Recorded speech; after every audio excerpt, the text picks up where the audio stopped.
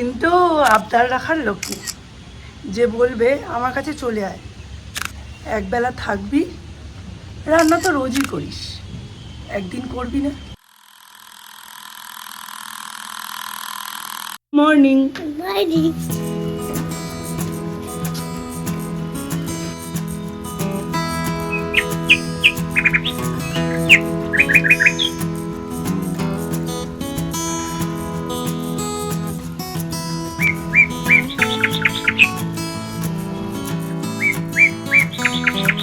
Back to Jinia blogs. Jinia ব্লগসের নতুন একটা ব্লগে তোমাদের সকলকে অনেক অনেক ওয়েলকাম। আশা করছি তোমরা সকলে ভালো আছো। আজকে আমার দিনটা একটু ঢিলে যাবে, কি জানি কিছু কিছু দিন হয় না এমন, ঘুম থেকে উঠে কোনো কিছুতেই মন লাগে না। আজকে আমার ঠিক সেই রকম একটা দিন, অথচ আজকে শনিবার, আমার চূড়ান্ত ব্যস্ততার দিন। তাই মন ভালো করার জন্য একটু ছাদে উঠে এসেছি। আসলে দেখো, আমাদের এই প্রফেশনে মানে ব্লগিংয়ের প্রফেশনে তো অ্যাজ ছুটি বলে কিছু হয় না। যেটা হয় সেটা হচ্ছে স্বনির্ঘোষিত ছুটি। মানে কোনো একটা দিন ঠিক দুটো ব্লগ করে রাখলাম বা দুটো ছোট ছোট ব্লগ করে রাখলাম, সেটা পরপর দুটো দিন ছাড়লাম, একটা দিন রেস্ট নিলাম। কারণ আমাদের মতো ছোট ছোট ক্রিয়েটারদের ঠিক যখন রিচ ডাউন হয়ে যায় তখন সেটাকে তোলার ক্ষমতা শুধু আমাদের কেন, ইউটিউবেরও নেই। তাই একটু ছাদে এলাম, একটু মনটা ভালো হোক, তারপর নিচে গিয়ে রান্নাবান্না করব। মিস্টার বিশ্বাসকে আজকে কোনো টিফিন দিইনি, এমনকি ছোলাটা ভিজানো ছিল, ছোলাটাও দিইনি। উনি সকালে উঠে সৌম্যকে পড়তে দিয়ে, মানে ফিজিক্স পড়তে দিয়ে অফিস চলে গেছেন। সৌর্যকে জাস্ট আম্মা দাদার বাড়িতে ম্যাগি সমেত পৌঁছে দিয়েছি, ওকে ব্রাশ করিয়েছি আর ম্যাগিটা বানিয়ে দিয়েছি। তারপর আমি ছাদে এসেছি, একটু ছাদে খানিকক্ষণ থাকি, তারপর নিচে যাবো। এইরকম একটা দুটো পিঁপড়ের যাতায়াত মানেই হচ্ছে মিলিবাগের সূচনা। নিশ্চয়ই কোথাও একটা হলেও মিলিবাগ আছে। এই দেখুন, এবারে আমার ব্লুবেলগুলো বড্ড ছোট ছোট হচ্ছে, কারণ খুব গরম তো, তাই এটা ছায়ায় রাখলে বেশ বড় সাইজের হয়, এর ডবল তো হয়ই, কিন্তু এইটা বেশ বড় হয়েছে। এটা একটু ওপরের শেডটা পেয়েছে। বাগান গ্রুপে এই রকমই একটা ফুলের দেখা পেলাম। একজন বলল এর নাম ব্লু ডেইজ। ব্লু ডেইজির কীরকম দাম কেউ জানেন?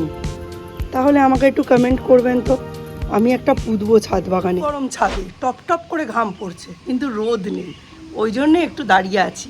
একটু দাঁড়াই, তারপর নিচে গিয়ে সৌম্য বলেছে ওকে রেড সস পাস্তা বানিয়ে দিতে হবে। পাস্তা বানাবো, মুদিখানা যাব, কাঁচা বাজার করব, অথচ কিছুই ইচ্ছে করছে না, মন থেকে ভালোই লাগছে না, তাই ওপরে দাঁড়িয়ে রয়েছি। রেড সস পাস্তা বানাতে বেশিক্ষণ লাগেও না, কিন্তু পেঁয়াজ লাগে, পেঁয়াজ নেই। আর মুদিখানারও একটা লম্বা লিস্ট হয়েছে। কয়েকদিন হলো বাড়িতে একটা ইয়াব বড় ধেড়ে ইঁদুর এসছে। ধেড়ে ইঁদুর ঠিক বলবো না গেছো ইঁদুর বলবো বুঝতে পারছি না। গেছো ইঁদুর তো বাড়িতে থাকে না, কিন্তু তার যা সাইজ দেখছি, হবে না, আমার দ্বারা তো মারা খুব ইম্পসিবল। তো আমি ওই মর্টিন র্যাটকিল একটা আনবো আজকে, দেখি তাকে নিধন করতে পারি কিনা। ঠিক 6 মাস আগে বাড়ির সমস্ত যে ইঁদুর আছে শেষ করেছি, আবার শুরু। এর মধ্যে আছে আমার কাঞ্চনের বীজ, জল পড়ে পড়ে কাঞ্চনের বীজগুলো ওপরে চলে এসছে, নিচে বাকিগুলো নিচে আছে। এই গাছটায় কি হয়েছে কে জানে, এই একটাই ফুল ফুটছে, মানে এই একটা ডালেতেই একটা করে ফুল ফুটছে, সেটা ঝরে পড়ে যাচ্ছে, আবার অন্য একটা ডালে একটা ফুটছে, বুঝতে পারছি না। ম্যাচিওর প্ল্যান্ট এরকম হওয়ার তো কথা না। এই ডালটায় ফুল হয়ে গেছে, এটা একটু কেটে দেবো, কেটে দিলাম।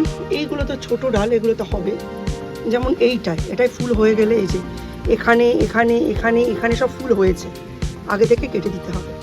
ভিজে একেবারে ঝোল হয়ে গেছি, যেতেও ইচ্ছে করছে না, কিন্তু আর না গিয়ে উপায় নেই, মন খারাপ লাগছে, কাজ করতে ইচ্ছে করছে না, কিন্তু আবদার রাখার লোক নেই যে বলবে আমার কাছে চলে আয়, একবেলা থাকবি, রান্না তো রোজই করিস, একদিন করবি না? নিজের ঘরে নিজে রাজারানী হওয়ার মধ্যে একটা আনন্দ যেমন আছে, একটা ক্লান্তিও আছে। ফোঁটা রোদ্দুর নেই, কিন্তু এত মেঘলা, একটা বিচ্ছিরি রকমের গুমোট গরম।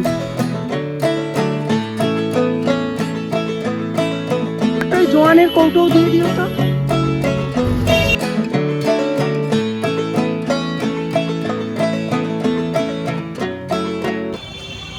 ঝোলঝোল হয়ে গেছে, কিন্তু কেনাকাটা কমপ্লিট। এই যে পরে ফিরছে, তোর জন্যই আমি তাড়াতাড়ি করে এলাম, কিচ্ছু নেই বাড়িতে।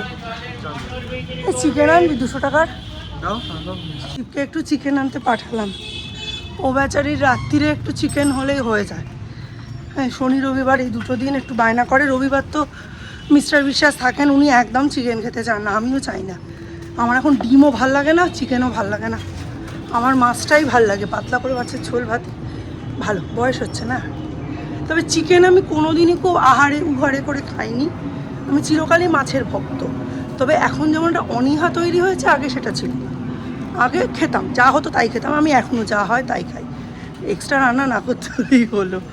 যাই হোক, দীপকে এখন পাঠিয়ে দিয়েছি চিকেনটা আনতেও, নিয়ে বাড়ি আসুক, ওকে একটু চাটা করে দিই, তারপর ও তো ভাত টাত খেয়ে বেরিয়ে যাবে আকাশের জন্য, আর আমিও চলে যাব। ফার্স্ট বলছি, আমার জন্য তুই ভিজে যাবি। Good good. সৌর্যের কি ম্যাটার, সৌর্যের মাই পারে না সলিড মাংস খেতে। আসেন তাড়াতাড়ি আসেন, চলেন চলো আগে আগে চলো। জলে পা দেবে না, চান হয়ে গেছে কিন্তু। এইবার যদি জলে পা দাও, আমি আর পটি দিয়ে ধুয়ে দেবো একদম। চলো, সবাই এসে গেছে, চলো ঢুকিয়ে দিয়েছি ওকে। সৌম্য তাও একটু শান্তি দিল। সৌম্য বললো আমার সকালবেলা ওই চাষিদের মতো এক গাদা ভাত দিও না। হ্যাঁ, তার কী খেয়ে যাবি? বলে ম্যাগি। আনলাম না, আমি ওই পাস্তা টিফিনে খেয়ে যাচ্ছ ম্যাগি, এসব আমি দেবো না, আমি ভাত দিয়ে ডাল দিয়ে পেঁপের তরকারি দিয়ে একটু খেয়ে যেও।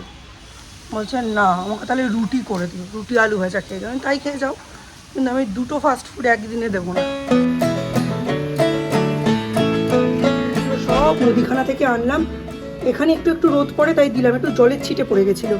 একটা বিমবার এনেছি, এই যে শুকনো লঙ্কার গুঁড়ো, ধনে গুঁড়ো 2 প্যাকেট, জিরে গুঁড়ো 2 প্যাকেট, হলুদ গুঁড়ো 2 প্যাকেট, এখানে মর্টিনের র্যাট কিল ফর দ্যাট ধেড়ে ইঁদুর, এখানে মিস্টার বিশ্বাসের জন্য একটা আজওয়াইন, একটা শাহি গরম মশলা, একটা কাশ্মীরি লঙ্কা, এই দুটো দীপের জন্য। এটা অবশ্য সৌর্যও খেতে পারবে, এটা হচ্ছে মেয়োনিজ, মায়োনিজ না মেয়োনিজ, ঠিক আছে? আমাকে সৌম্য ঠিক করে দিয়ে গেছে উচ্চারণ। এটা হচ্ছে সৌম্যর জন্য। শেষবাড়িতে অসম্ভব ঝামেলা হচ্ছে। কী নিয়ে ঝামেলা বলি তাহলে বুঝতে পারবে। আমার যদি এই ঝামেলাটা না হতো, তাহলে আজকে কমফর্টটা আনতে হতো না, ঠিক আছে? দুটো ছেলে থাকার কারণেই এত ঝামেলা। যখন ঝগড়া হয় আমে দুধে মিশে যায়, মানে ওই 2.5খানা ছেলে এক দলে চলে যায়, গিয়ে আমার সঙ্গে ঝগড়া করে। এটা সদ্য পেতেছি ঘরে। এর মধ্যে কি হয়েছে, সৌর্য একদিন টয়লেট করে দিয়েছে। এবার এসি চলছে, জানলা বন্ধ থাকছে, টয়লেটের গন্ধটা ট্র্যাপ হয়ে ঘুরছে এর মধ্যে। কালকে বাপ, বড় ছেলে, ছোট ছেলে, যে টয়লেট করেছে সেও আমার সঙ্গে ঝামেলা করছে। ঘরের মধ্যে টয়লেটের গন্ধ, এই রকমভাবে পরিষ্কার পরিচ্ছন্নতা তুমি মেনটেন করো, এই করো ওই করো। এই যদি আমার একটা মেয়ে থাকতো, এ আমার দলেই ভিড়তো। একদিন আগেই কাকিমার, মানে শান্তুর মায়ের টোটোতে অ্যাক্সিডেন্ট হয়ে হাতটা পুরো আড়াআড়ি চিড়ে গেছে। আজকে যাচ্ছে ওই ড্রেসিং করাতে। তাই আমাদের সময়ও তো তাই হয়েছিল। বললো জিনিয়া কাঁঠাল খাওয়া, বলছে হ্যাঁ, বলছে এসো একটু কাঁঠাল দিই। এই বছর সিজনের কাঁঠাল খাওয়াই হয়নি। বাবু হলে আমাদের এ বাড়িতে কেউ খেত না, বাবু শুধু আমার জন্য আলাদা করে কাঁঠাল নিয়ে আসতো। বাবুর ছেলেটি খায় না, মানে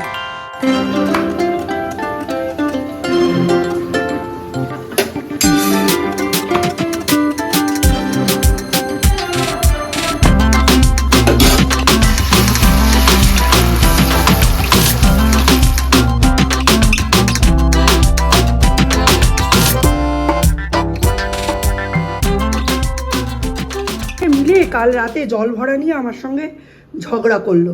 আমি খালি বলেছি জল কি আমি একা খাই, না রান্নার খাবারগুলো আমি একা খাই, যে আমি সব করব। বলছে জল কি আমি একা খাই, পড়াশুনো করে আর অত সময় হয়। আবার বাপ বলছে আমি যেদিন থাকি আমি তো সেদিন জল ভরি। সব কটা একজোট হয়ে আমার সঙ্গে ঝগড়া করে। আর এই দেখো কত সাজিয়ে গুছিয়ে দিয়েছি, একটু মায়ো, একটু শেজওয়ান সস, অমলেট, ডবল ডিমের 2টো রুটি। মাঝেই টিপ টিপ টিপ টিপ করে 2-1 ফোঁটা পড়ে যাচ্ছে, বিরক্ত লাগছে। তো পুরো শুকনো নয়, ওই জন্য অতটা গাও দিচ্ছি না। পরেই সৌম্য বেরিয়ে যাবে, যাই সৌর্যকে নিয়ে আসি। আমায় প্রচুর কাঁঠাল দিয়েছে, প্লাস বড়মার প্রসাদও দিয়েছে। বড়মার কাছে পুজো দিতে গেছিলো, শনিবার তো প্রচুর সময় লাগলো, এই একটু আগে ফিরেছে।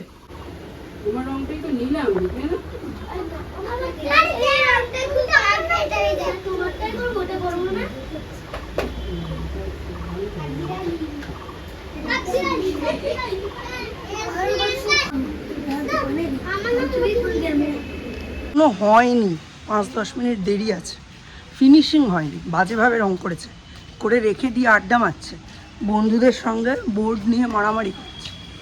টিপটিপ করে বৃষ্টি পড়ছে, জামা কাপড়গুলো বাইরে না দিলেই পারতাম। চলো, জিনিসগুলো ভাবলাম রোদে দিই, কড়মড়ে শুকনো হয়ে যাবে।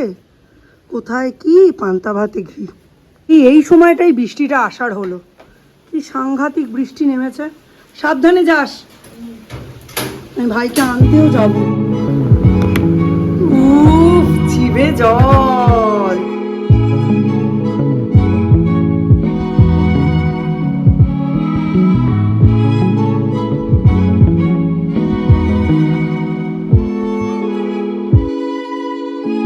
বৃষ্টিতে পরিশ্রান্ত, এত ধকল আর নেওয়া যাচ্ছে না। সকালে সব থেকে বেশি যেটা মিস করি সেটা হচ্ছে আমার ছাদ। জল দিতে আসার জন্যই আসা হয়, বর্ষাকালে তো সেটার আর প্রয়োজন থাকে না, আর জল দিতেও আসা হয় না। গন্ধরাজগুলো দেখি আর ভাবি যদি একটা ছাদে কদম ফুলের গাছ লাগাতে পারতাম। টিপ টিপ করে যে বৃষ্টি পড়ছে দেখেছ, এই দেখো পাশের বাড়ির ছাদে জল জমে টিপ টিপ করে বৃষ্টি পড়ছে, পুরো মেঘে ঢাকা আকাশ। রেমেলের সময় আমি এরম এক্সপেক্ট করেছিলাম, যেটা হলো সেটা অত্যন্ত খারাপ। এটাই অ্যাকচুয়ালি আষাঢ় মাসের আকাশ।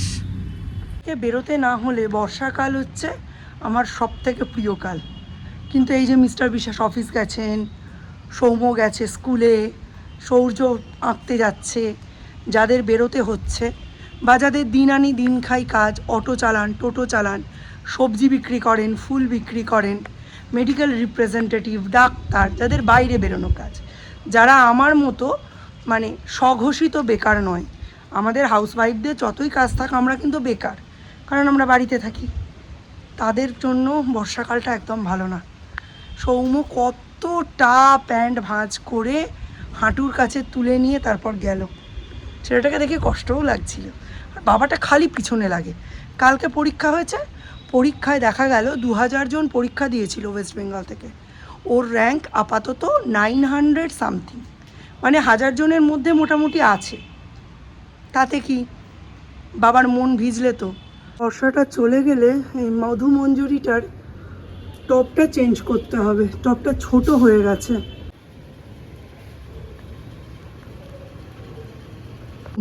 সৌর্যকে খাইয়ে দিই।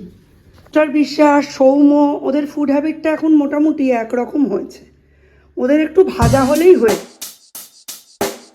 Check the mic and make sure it sound right, boys.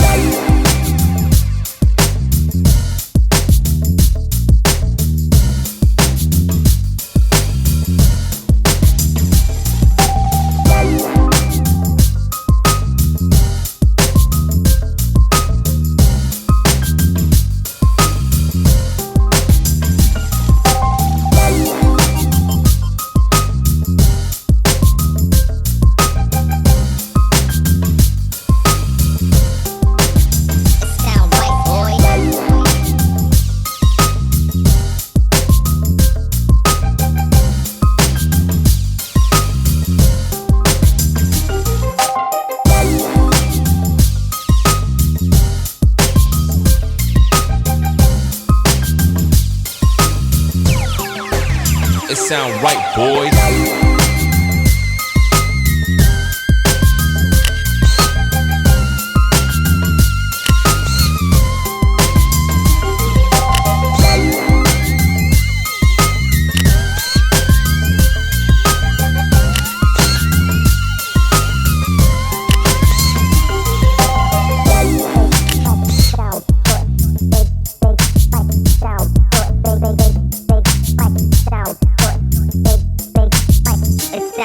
boys.